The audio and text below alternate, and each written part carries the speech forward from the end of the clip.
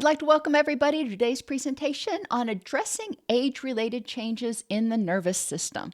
I'm your host, Dr. Dawn-Elise Snipes. Today, we are going to explore how aging increases sympathetic dominance or stress response and irritability. We'll review the impact of sympathetic dominance and identify strategies to rebalance the nervous system. So, sympathetic dominance is something that develops in people who have a history of chronic stress and just in people who are older. And one of the reasons it develops as we get older is aging is stressful. And there are a lot of things we can do to mitigate that stress, but it's important to understand that a lot of adults that we are working with will be experiencing some level of sympathetic dominance. Now, the good news is we can help them balance that out. Your autonomic nervous system is comprised of your sympathetic nervous system or your fight and flight and your parasympathetic nervous system or your rest, digest, and repair. And they're supposed to balance each other out. But when one is used too often, usually the sympathetic nervous system because of chronic stress, it becomes too strong. It becomes dominant. And that parasympathetic nervous system, the rest and digest, becomes unable to balance it out. Think about it when you were younger. We called them teeter-totters where I was from. Some people call them seesaws. But if you were on a teeter-totter with somebody who was much bigger than you, I remember trying to be on the teeter-totter with my son when he was a toddler, and he was all of 40 pounds, and I was a whole lot more. And he just didn't have the weight to bring it back down to balance me out. So obviously I would have to assist him. But what we are talking about with older adults is helping them strengthen their parasympathetic nervous system so it can balance out and turn down, not use that sympathetic nervous system as much, not be as stressed out as often. So that starts to actually weaken a little bit. And so we get back into some sort of balance. Stress in and of itself is not bad. Stress, fight or flight, is designed to help us survive. But it's what we do with that stress or leaving stress unattended that's a problem. Stress is our body's way of saying, hey, something ain't right. And we're supposed to address that, not just go, whatever. Think of the nervous system like a bucket and stress like water. Every stressor adds water to that bucket. Sometimes it's a big stressor, so it adds a gallon of water. Other times it's a little stressor, and it's more like a tablespoon. But it adds up. And the parasympathetic nervous system comes in and dumps the water out of the bucket. Well, if that parasympathetic nervous system isn't ever emptying the bucket, then the water builds up, and it doesn't take much on any given day to have that water overflow. Which is why we see in older adults, sometimes they tend to just kind of go off about seemingly nothing. It's that straw that broke the camel's back, as we used to say. So we need to help them empty some of the water out of their stress bucket. That way they've got more room to manage stress as it happens. Aging, as I said earlier, is stressful. Both aging and stress cause changes in the body that actually add more stress and inflammation, make it harder to relax, and speed up the aging process. Now, you're going to hear me say probably 50 times today, maybe more, that what we are really needing to do to help adults, especially older adults, balance their nervous system, manage their blood sugar, reduce their inflammation, address their mood lability, and improve cognitive functioning. All of those are negatively impacted by inflammation. And most of that inflammation is caused by uncontrolled stress. So anything that's a stressor is going to kick off that stress response. which, long story short, when that stress response is chronically kicked off, then we start to see chronic systemic inflammation. And systemic means throughout the whole body, including the brain, including neuroinflammation. And when our brain starts experiencing that, we start having cognitive decline. We start seeing neuronal death. When stressed, and this is another thing, and it makes sense. If you're walking through the forest and you see a cottonmouth, it's a poisonous snake, you're going to be stressed. And then for the next part of that walk, we're going to assume the cottonmouth goes on. For the next part of that walk or that hike, you are going to be hypervigilant to the threats. You're going to be looking for other cottonmouths. You're going to be less attentive to the bunny rabbits and the neat plants and the sound of the trees. You're going to be waiting to find another cottonmouth. The same thing is true anytime. Our nervous system is set. So when our sympathetic nervous system is activated, when we feel unsafe for some reason, we pay more attention to the threats that are in the environment than we do the non-threats. So while that's good, it helps us survive. If we are consistently, chronically paying attention only to the threats, then the world starts seeming a lot more stressful, a lot more unsafe than maybe it really is. And that chronic attention to the threats keeps us in fight or flight, keeps that sympathetic nervous system geared up, keeps inflammation going. And we need to help people notice the whole picture. I'm not eliminating the threats. There are crappy things out there. There are stressors, and we don't want to negate those because that makes people feel even more unsafe when they're invalidated. We want to acknowledge those. There are stressors, and there are good things. In terms of age-related causes of sympathetic dominance, now in younger people, some of the things that we see that cause sympathetic dominance or an overly strong fight or flight reaction is trauma. And ultimately, people who've experienced adverse childhood experiences or trauma of some sort tend to have more sympathetic dominance, especially if they never regained a sense or never gained a sense, in the case of some kids, never gained a sense of safety and empowerment. Resolving trauma means regaining that sense that I am safe and I am empowered to keep myself safe. If we don't have that, then our stress response is always going to be on just a little bit, kind of like a soldier in a foxhole. And that's going to contribute to that systemic inflammation. That's going to keep that bucket somewhat full. As people age, we also see physiological changes. And when there's changes in the body factory, it's stressful. Again, think about at work. When you've been working at the same place forever and everything's been the same forever, then all of a sudden a new CEO takes over and eliminates a department and everybody has to adjust. It's freaking stressful. Well, the same thing is true as we age. Some of our departments go offline, like our gonadal hormones. When we go into menopause or andropause, that's stressful on the system. Is it natural?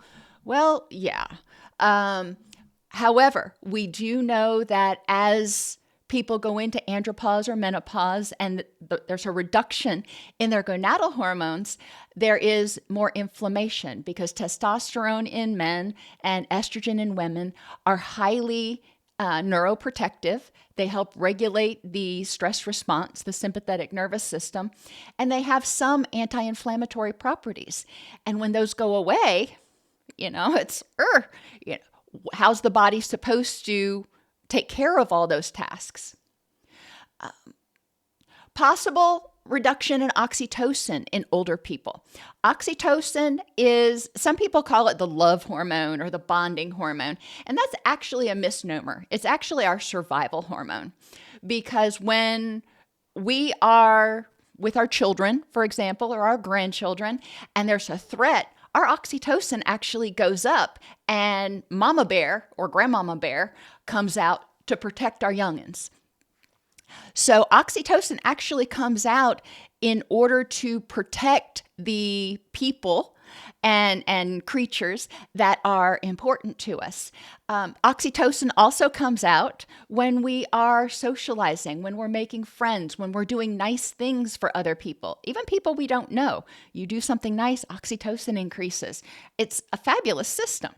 Oxytocin, oh my gosh. And we're going to talk a lot about it because it is one of those hormones that can actually help replace, if you will, the estrogen or the testosterone, because oxytocin is a very strong modulator of the nervous system, and it's extremely anti-inflammatory. Oxytocin is a wonderful neurochemical.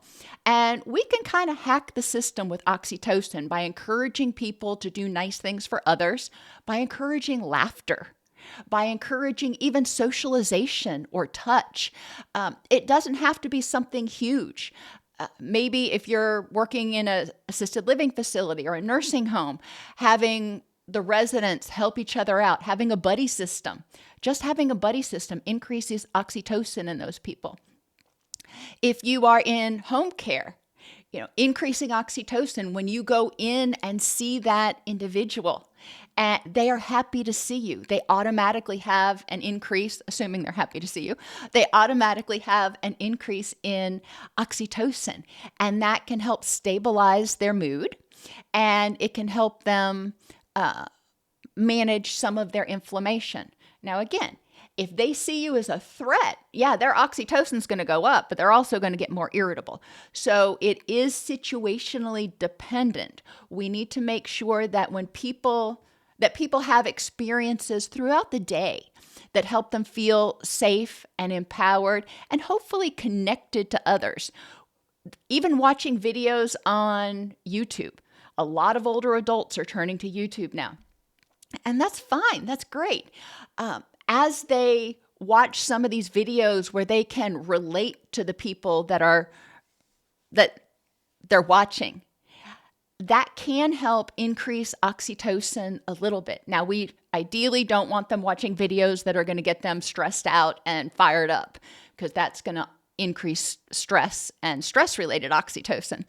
But there are a lot of other things. Watching cat videos, dog videos, baby videos, funny videos, laughter increases oxytocin. As we get older, we experience an alteration. A lot of people experience an alteration in your thyroid hormones.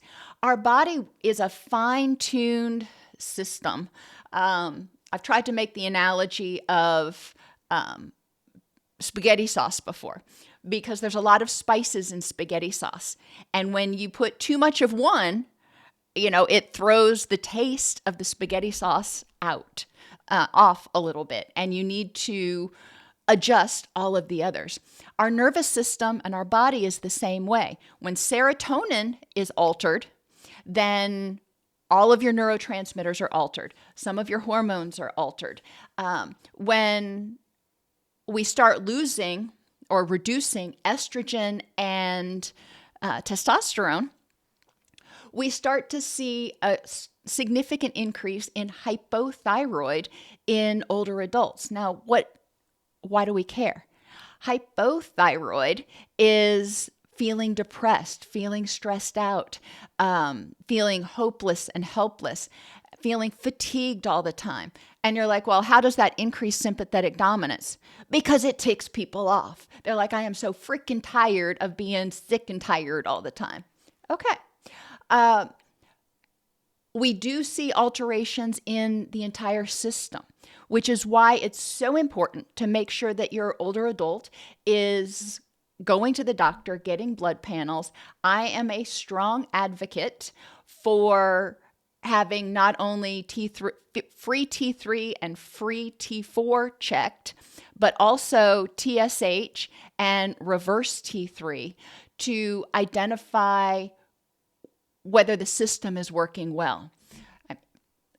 I have other videos on the thyroid hormone, but the basic fact is the standard test that doctors run to identify if your thyroid is working well misses a lot of people who are hypothyroid because it's not looking at those other parts.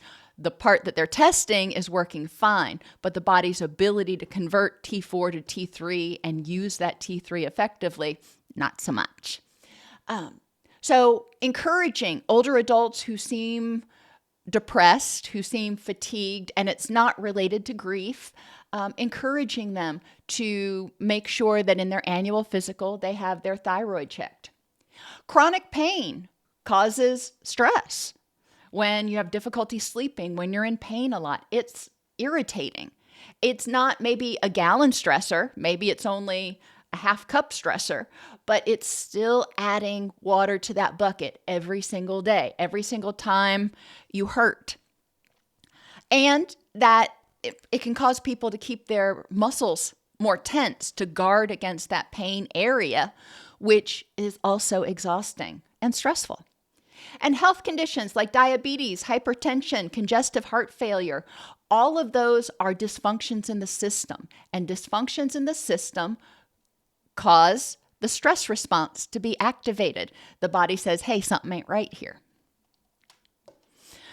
More causes, I know. And this is why I thought this presentation was so important, because too often we think that older adult stress is all cognitive or grief. And yeah, there's a bunch of that happens, and we'll get there. But there are a bunch of things that are happening in the body, nutritionally with them and physiologically with them, that are triggering their stress response. They may not even recognize it as stress because it doesn't feel quite the same way, but it is triggering the body to try to protect itself, to try to right what has gone a little bit wrong. So nutrient deficiencies, we've got an entire presentation on that later. And it's not just about not eating. Older adults don't absorb certain nutrients nearly as effectively anymore. So we need to make sure that their nutrients are balanced. Why? Because the nutrients we eat, what we eat, is broken down into its component parts, and it's used to make hormones, neurotransmitters, to repair our body, to keep us going, to clear out the junk. We call them reactive oxygen species, to clear out that oxidative stress that develops as a byproduct of living. Every time we do something, we breathe, we eat, we think, whatever, it creates waste products. There's leftovers, if you will. And those leftovers are called reactive oxygen species or oxidative stress. So think about a factory. Every time they make something, they've got boxes and wrapping and other stuff that from the parts, and they put it into the garbage can.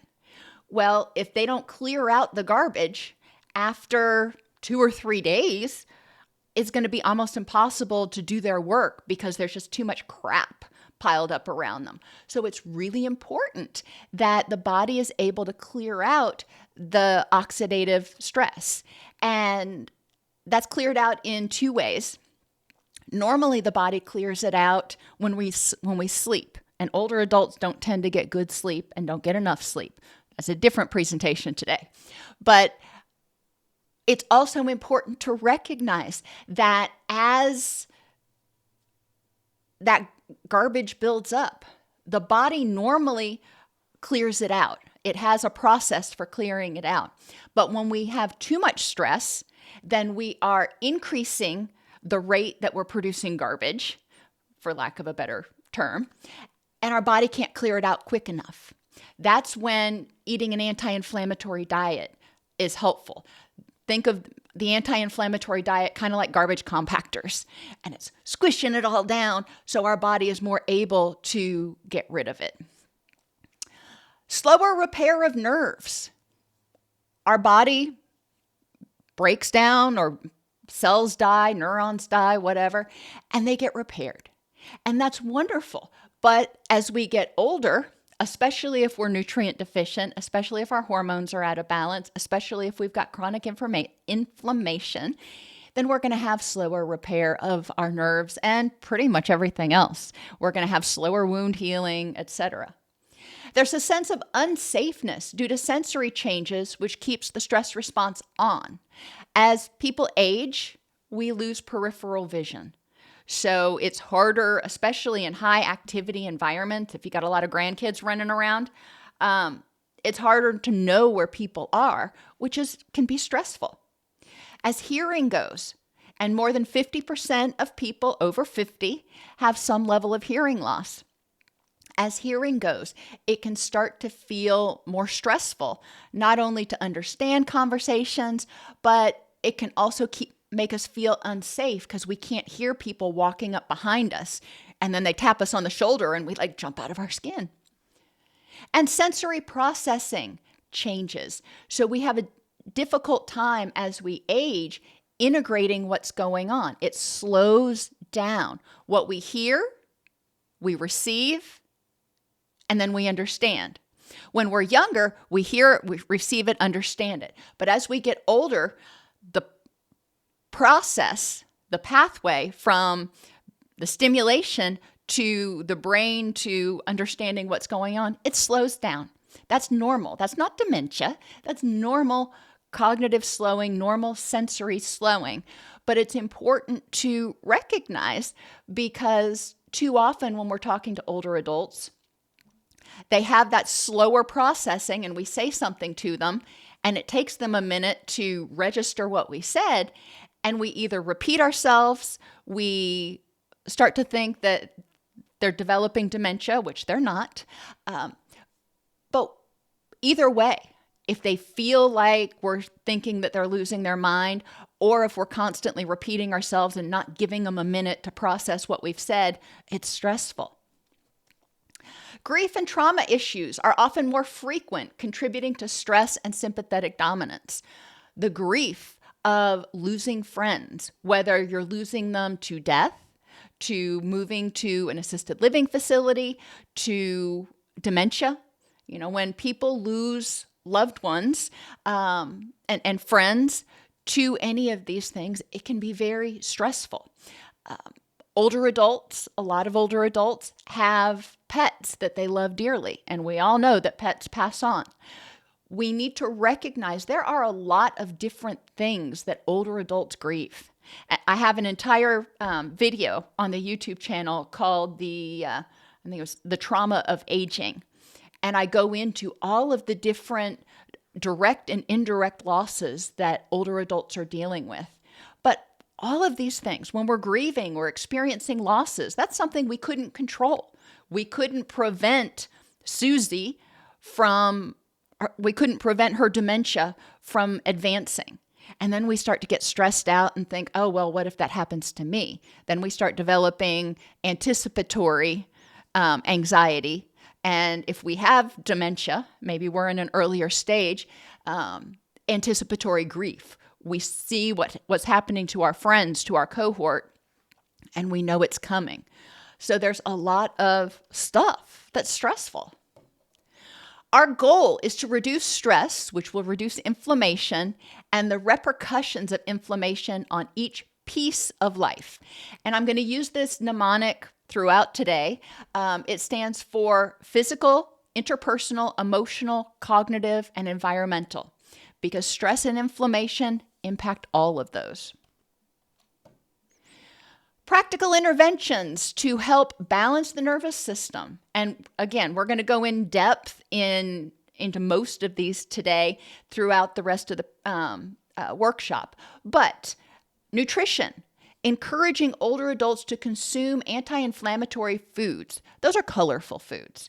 You don't need to get too hung up on the science of all of it. We know that the richer the color, the more antioxidants and anti-inflammatory compounds it probably has. And each color of food has different benefits, different anti-inflammatory compounds in it.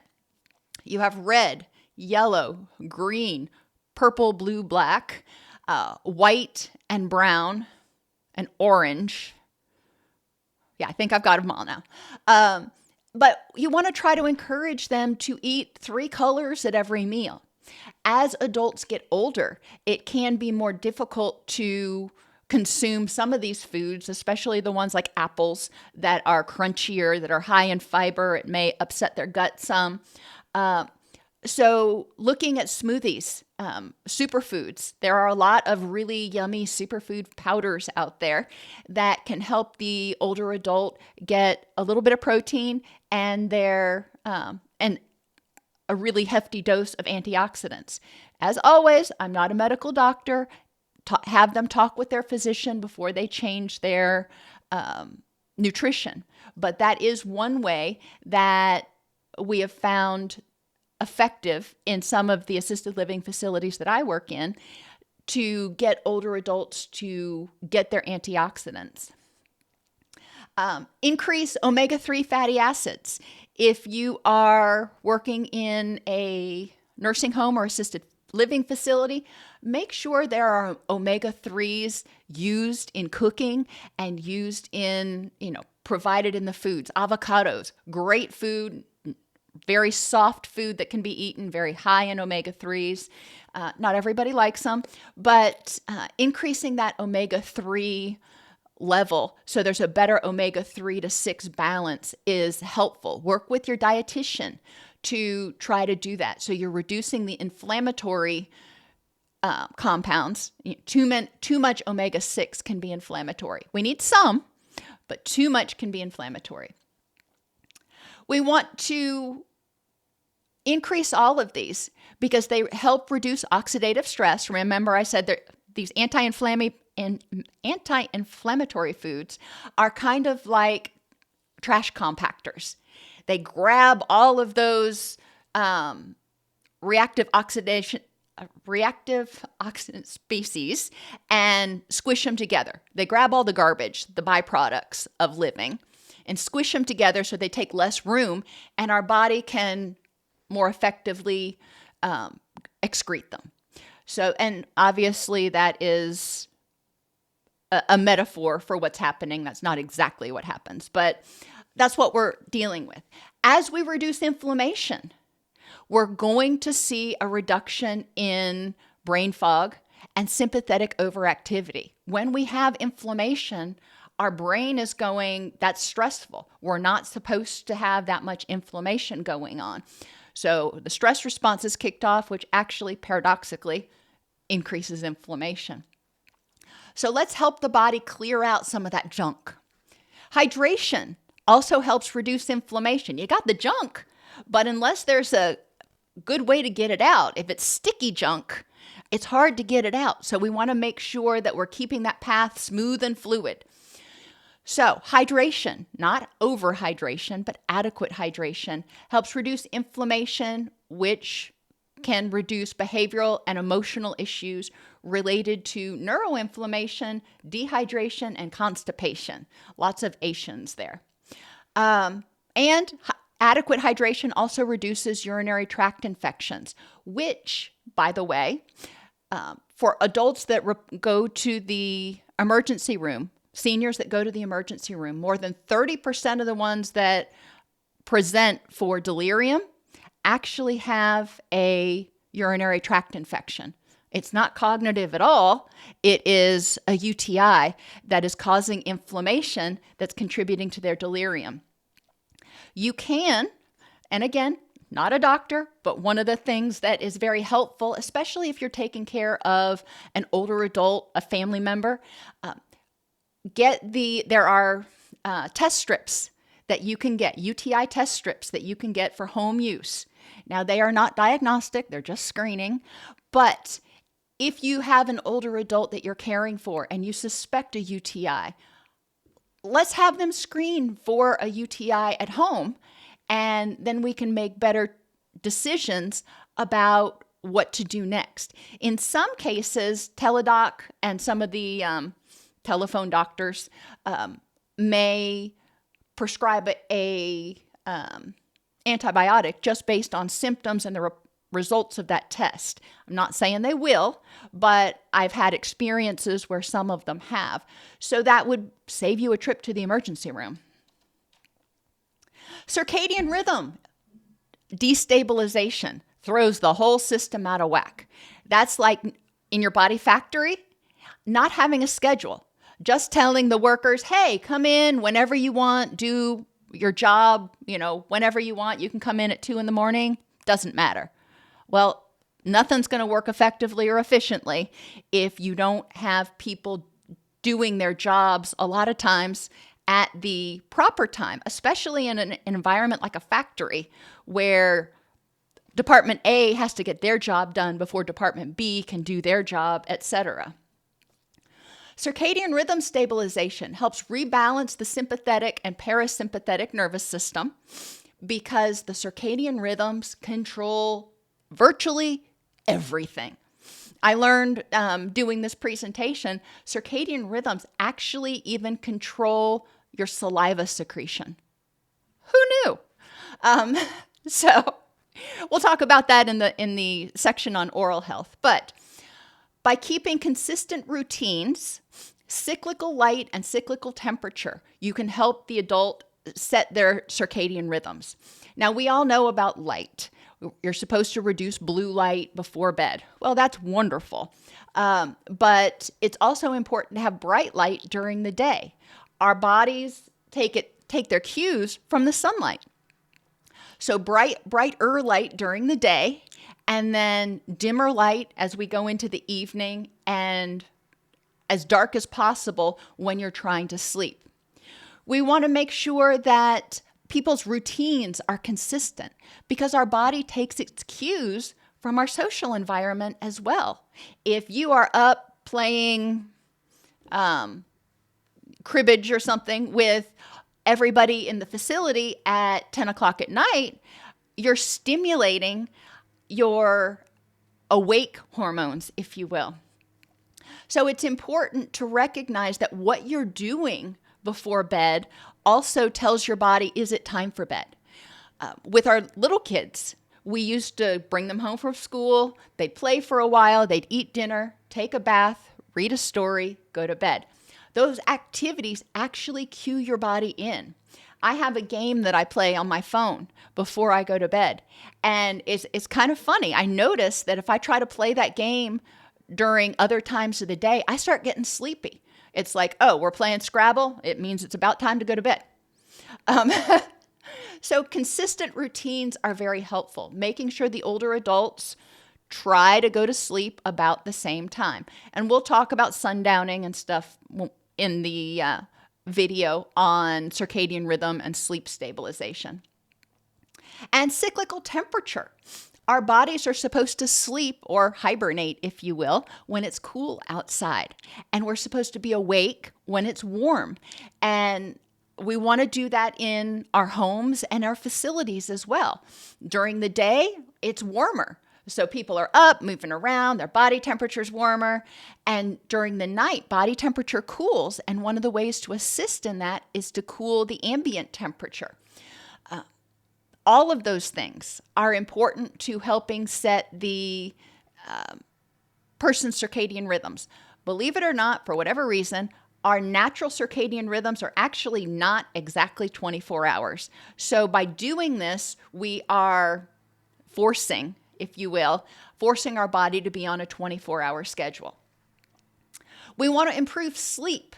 Just because our circadian rhythms are stabilized doesn't mean we're getting good sleep. If the person's getting up to pee 15 times a night, or has chronic pain and can't get comfortable, or has sleep apnea and is waking up gasping for breath, we do need to focus on that. Activities that promote oxytocin, such as social bonding, touch, positive interactions, laughter, can also promote calmness. It can promote a feeling of relaxation.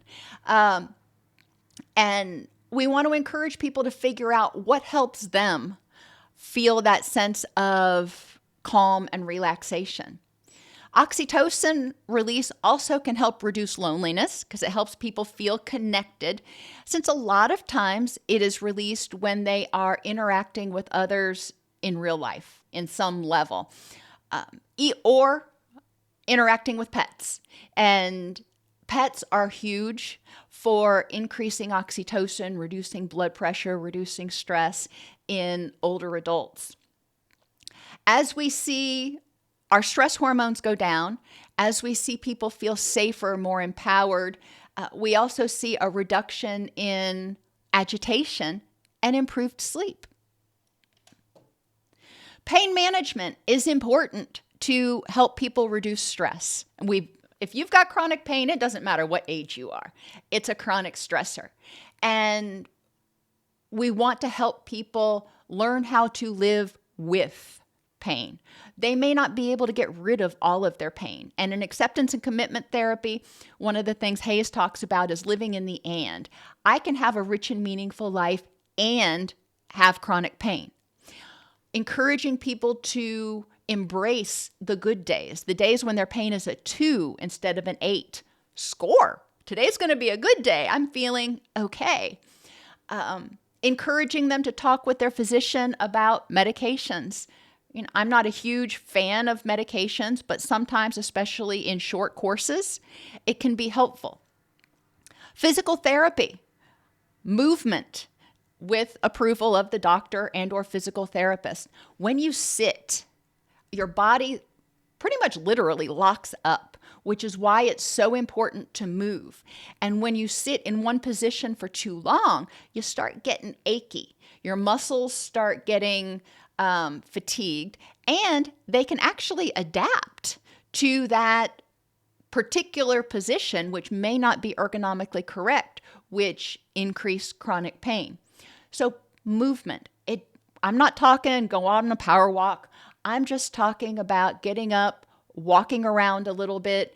If somebody is chair bound, moving their arms. If they still have movement in their legs, if they're not paraplegic, sitting in their chair and moving their legs, wiggling their toes, wiggling their fingers. Anything they can do to activate some of those muscles can be helpful at pain management. They've also found that people with arthritis, for example, do better if they consistently use their hands, if they've got arthritis in their hands. I have arthritis in my hands. That's why I use that example. And some days I think, I don't really want to. And it's not doing intense exercises, but it's, moving those hands, wiggling those fingers, maybe even putting them in a warm water bath, and moving those hands around. That can help reduce some pain. Guided imagery is super helpful. Imagining the pain as a dial that people can turn down, or imagining it as a color. I've got pain in my hand, so I see a red aura around it, and I'm going to envision that red turning to a cool blue. That can be helpful. For other people, focusing their attention on something else. If they've got pain in their hands, then wiggling their foot and focusing on what their foot feels like to wiggle. That can be helpful. Or just straight up guided imagery where they mentally check out for a minute and they go to a happy place and they notice what it smells like, what it looks like, what they hear in that place can be very helpful. Massage can be helpful for chronic pain, as well as heat. And again, clear it with your doctor and or your physical therapist ahead of time. We don't want to recommend any of these treatments for people to do. We want to recommend that they we want to educate them and recommend that they talk with their physician or physical therapist about what might help. And then we can help them implement whatever their treatment plan is. Aerobic exercise and gentle movement enhance parasympathetic function. Believe it or not, gentle exercise, not, really rocking out, but gentle walking, like walking around the mall, or just kind of strolling through the park reduces cortisol. It reduces one of our main stress hormones, which helps trigger that parasympathetic function. We're increasing oxygen, but we're reducing cortisol. It helps decrease stress, improve mood, and support cognitive health. Anything we do to reduce inflammation, especially neuroinflammation, is going to support cognitive health. Vagal toning is another thing we can do to help balance the nervous system. Your vagus nerve is your main parasympathetic or main rest, digest, and repair nerve. And it winds and connects to just about every organ. But the interesting thing is it also has a branch called the trigeminal nerve that comes out onto the face. So there's a lot of stuff we do with our face that can either trigger or turn down the vagus nerve. When we smile, it triggers the trigeminal nerve. It goes, oh, we're happy. That's a good thing. Calm. When we chew, that triggers the trigeminal nerve to tell the vagus nerve, hey, we're fixing to rest and digest, so get ready. Again, turning down that nervous system. And I am not saying that we want to constantly feed people to get them to relax. No, that's definitely not what I'm saying. That brings on a whole other set of issues. But what I am saying is there are some activities that we do. Chewing. If your older adult can still chew gum, that's helpful. Because chewing does trigger that trigeminal nerve and the vagus nerve. If they can't, no worries. You can put your middle finger on the tragus, which is the little flap on your ear, and your index finger behind the ear, and gently massage. Not hard enough to push the tragus down, just enough to move that skin. And that actually triggers the vagus nerve. Blowing bubbles, bubble stuff, like we used to use when we were a kid, is helpful. Singing loudly. And I know there are some people in a couple of the ALFs I work with that there's one lady who plays the piano and she doesn't sing much, but there are a few other people that will belt it out. And that increases oxytocin when they're doing it together, as well as increases the parasympathetic tone. Singing is wonderful.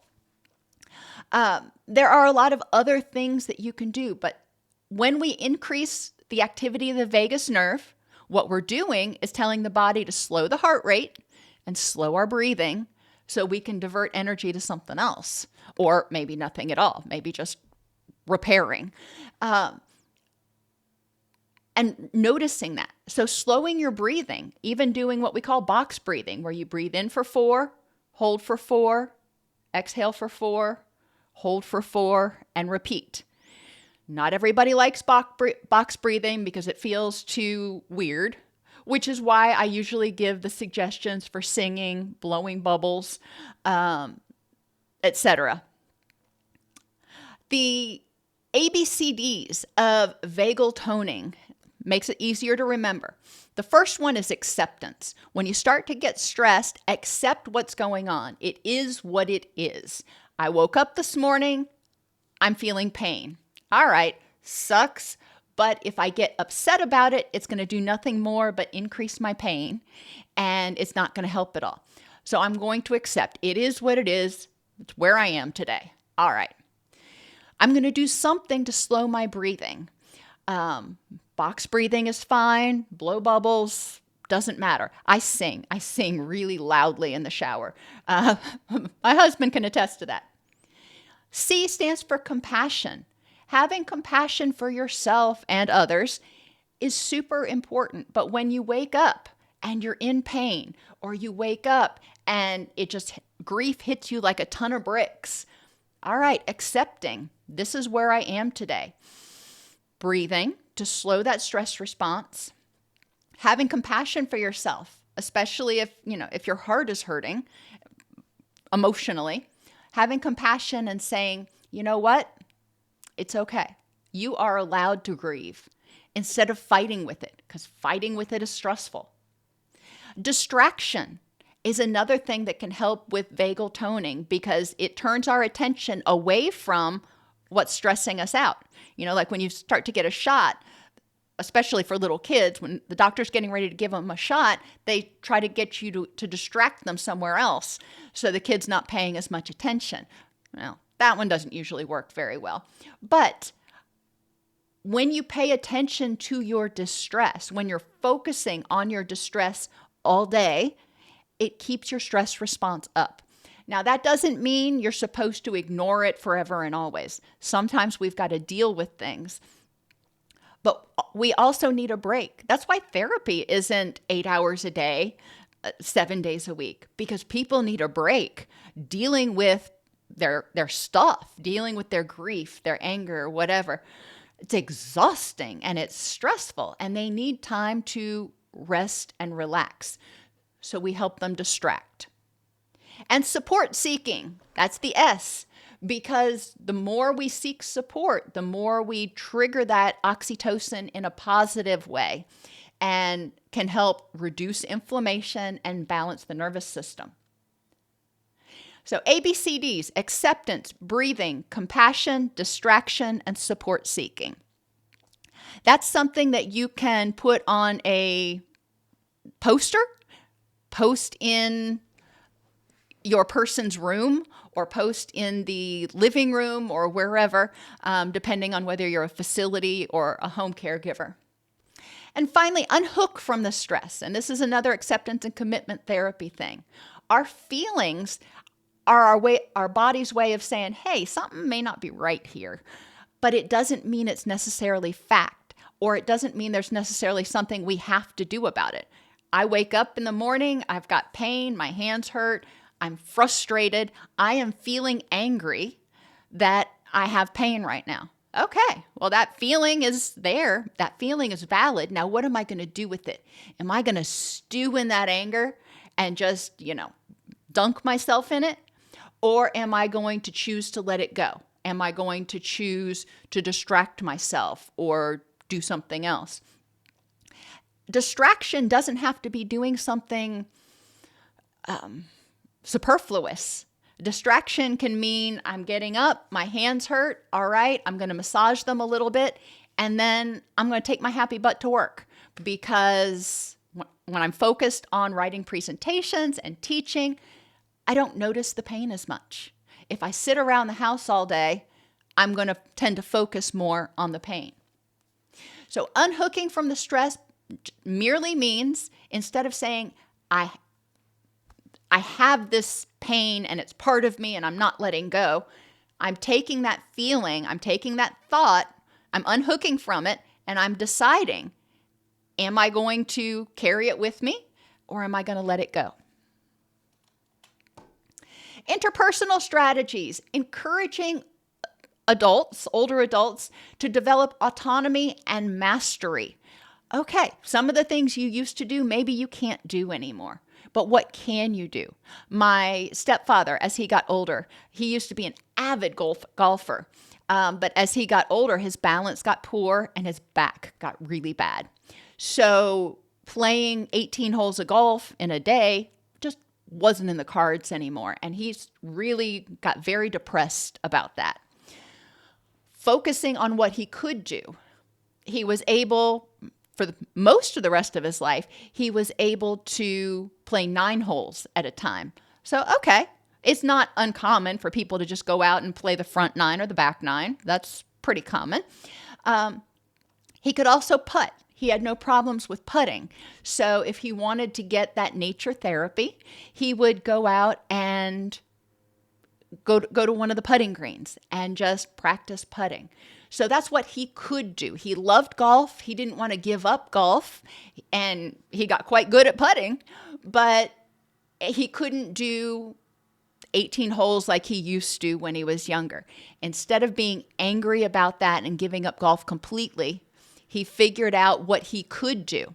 He also changed from walking the golf course to using a golf cart, which really dug into his self-esteem a little bit, but he accepted it. And he said, you know what? I want to play golf. It's worth it to me. And I'm going to do what I need to do so I can get out here. Increase social support by building and maintaining supportive networks which will help reduce loneliness and stress and improve mood and reduce agitation. In assisted living facilities, help people connect on similar interests, whether it's reading or crocheting or cooking or woodworking or cars or I don't know what they liked. Sometimes you can help them connect around their era, if you will. So people who were born in the 40s may all connect around stuff from the 50s. People with dementia, their golden window, as they call it, is from the age of 15 to 30. That's the part of their life that they tend to remember the clearest for the longest. So thinking about what was going on when this person was 15 to 30. And that's the era of people that you want to connect them with, people that were born, within 5 years or so of them, because they will connect on music. They'll connect on events. My mom, she could talk about Woodstock all day long. I didn't go to Woodstock. I have no idea. It was way before my time, but that was something that she could connect on. Encouraging people to do that is so helpful. Even having trivia days where they are, trying to remember who sang this song from 1953.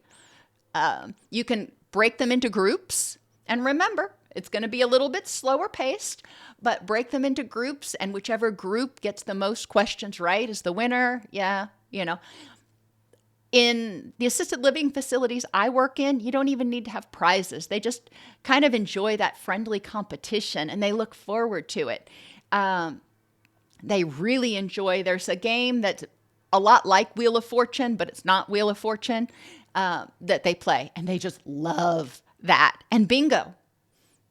Who knew? Bingo is a big thing, and it gets people together, which increases oxytocin, even if they're not talking much. So talk with older adults. Talk with them about what they love, and maybe what they love that they can't do as well or don't think they can do it all anymore. And then figure out, are there ways we can help you continue to do this? And if not, what are some other things you might like doing? My grandfather had Parkinson's, and he used to make some of the most gorgeous miniature dollhouse furniture. But obviously making these little teeny tiny miniature furniture things didn't work really well once his Parkinson's really kicked in full bore. So he had to find alternate things that he could do once he couldn't do that anymore. If he would have had somebody who wanted to learn that, he may have been able to teach them and mentor them, even though he couldn't do it himself. So getting creative, thinking about what could you do that is an easier version or a assisted version, or something that is tangentially related that you will still enjoy. Improve communication. When older adults can't understand you, it's stressful. I know I have a hard time hearing sometimes when my husband's talking in the other room and he's basically talking into the wall, and I'm in another room and I can't, it just sounds like Charlie Brown's teacher. And it frustrates me. I'm like, I can't understand what you're saying. And okay, so I can get upset about it, or I can walk in there and go, what did you say again? But it is stressful when we can't hear, when we can't understand. Even if somebody's right in front of us and we can't hear and understand, we want to use clear, respectful communication. Speak to the person as clearly as possible. Make eye contact, because even though we don't lip read, most of us know that if we're watching a television show or something and the voice and the lips are out of sync, it just makes our brain go, blah. There is a certain amount of lip reading that every single person does. So if you're working with somebody who has hearing impairment, making sure that they are looking at you and there's proper lighting. If they're looking at you and it's super dark and they can't see your face anyway, it ain't going to help. But if the lighting is adequate, And that also means there's no huge glare coming in from behind you. So they're going, ugh. It can really help improve communication. Reduce conflict in communication by using the CARES mnemonic. Increasing consistency in relationships with themselves and with others. Being attentive to their own needs as well as to the needs of others. Being responsive to their own needs as well as the needs of others. Encouraging themselves as well as others. And making sure that they feel safe and loved, and others feel accepted and loved for who they are. You create a safe environment. I'm not going to reject you if you screw up. I may help you fix it, but I love you even if you make mistakes. I love you even if you can't do this anymore. So creating an environment of safety and acceptance of people reduces a lot of conflict. And it can be really helpful to have people, especially if you're in a group setting, to have people talk about what responsiveness looks like. When I get upset, if you're going to be responsive to me, this is what's most helpful, and this is what's not helpful. Don't come up and give me a hug. Don't tell me to calm down. Those are the two things you do, I'm going to get more stressed. But it's helpful if people communicate ahead of time. This is what helps. If you want to try to help comfort me or respond, this is what's useful. We want to recognize emotions as signals rather than threats. If somebody gets angry, that means their stress response has totally kicked off. They're in fight or flight. Well, what was the threat that triggered their sense of vulnerability, that triggered their fear and their anger? So anger is a method of communication. That's the brain's way of saying, I feel vulnerable and I need to protect myself. Fleeing, you get away from the threat. Fighting, obviously, you try to defeat the threat. But a lot of older adults, as they lose some of their functioning, maybe they can't hold things as well anymore, and they drop something, and they get really angry. And you're like, okay, you dropped it. What's the big deal? We'll clean it up. No big deal. But their anger is a 10 when, it was probably only deserving of a 2 or 3. Well, why is their anger a 10? Because that represents to them their personal decline. That makes them feel vulnerable because they're losing some of the abilities and potentially some of the independence that they used to have. So they're angry about a whole bunch of other stuff. The fact that they dropped the glass of milk, that's just the precipitating event. But what are they really angry about? So we need to recognize emotions as communications. For adults who tend to be irritable, they tend to get triggered in a heartbeat. Self-soothing statements can help, like, I can handle this, or this isn't worth my energy, whatever. Finding a phrase that works for that adult that they can use when they start to feel themselves getting irritable. Live and let God, let go, whatever. Gratitude journaling can be helpful. And that's not all the time, but journaling their gratitude once a day, what happened that went well today. I have a gratitude plant, or I did, at one of my facilities. We went out and we got some dead branches off of one of the trees, and we got the little package tags that hung on a string. And each person each day would fill out one of those tags and hang it on the branches like a tree. So we ended up having a gratitude tree by the end of 30 days.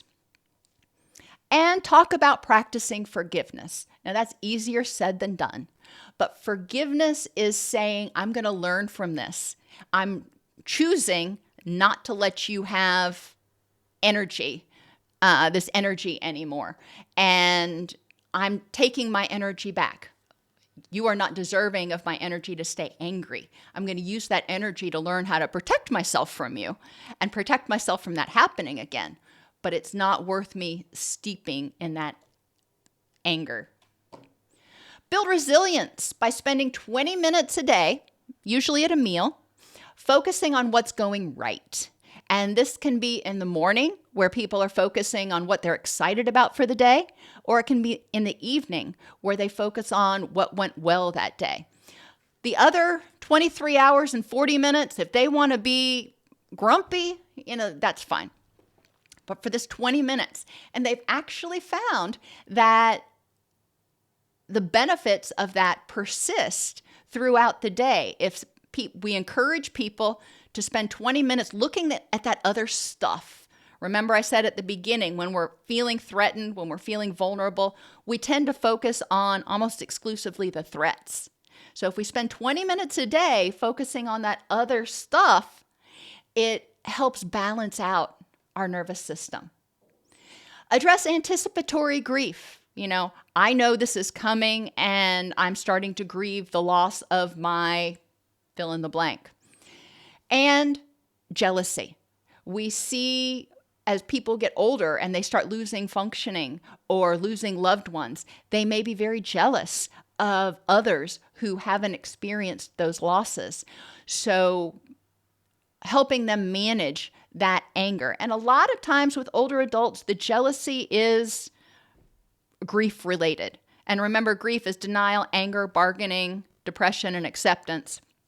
Well, jealousy is a form of anger, and we definitely want to help them address that. And if you're in a community environment, then if you've got some people who still have their significant others that they're living with and others who don't, there may be some jealousy. If you have some people who still have certain types of functioning and others who don't, there may be some jealousy. We want to help them grieve. Grief is a loss of any type, whether it's functioning, independence, dreams, housing, significant others, etc.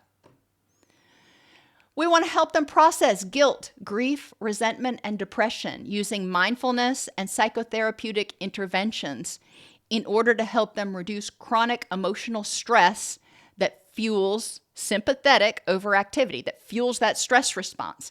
We want to help them turn down the volume. We're not saying don't grieve. We're not invalidating your feelings, but we're helping people manage them a little bit better so the feelings are not deafening. The feelings are not oppressive. And help people process past traumas to reduce anger, grief, and anxiety. If people have past traumas that they never resolved, then they never started feeling safe and empowered again, which, as I mentioned earlier, means that their stress response always stayed on just a little bit. We want to help them process those so they're emptying their bucket. So they are starting with as much room in their stress bucket as possible. Cognitively, we want to help them engage in cognitive restructuring for managing stress-related thoughts and improving their sense of safety and empowerment. One of my favorite mnemonics is FitCat, helping them notice the facts in this context at this time. Getting away from emotional reasoning. I feel scared, therefore this must be threatening. No, I feel scared, but in this context at this time, is this threatening? If somebody came from a history of domestic violence and they're in a situation now that they're not in that situation anymore. They're in a situation now where they're safe, but they're in an environment, maybe in the day room, and somebody starts raising their voice and yelling and getting angry. It's going to trigger those memories from that DV experience. But in this context, at this time, what are the facts? Are they safe? And in general, I would probably say yes. That's just Sam over there popping off about something. But Sam's not a threat to you. Facts in this context at this time. Back then, yeah, that was definitely a threat. But now you are safe and you are able to keep yourself safe. Dialectics means embracing the good with the bad. I always use the example of cat hair and dog hair.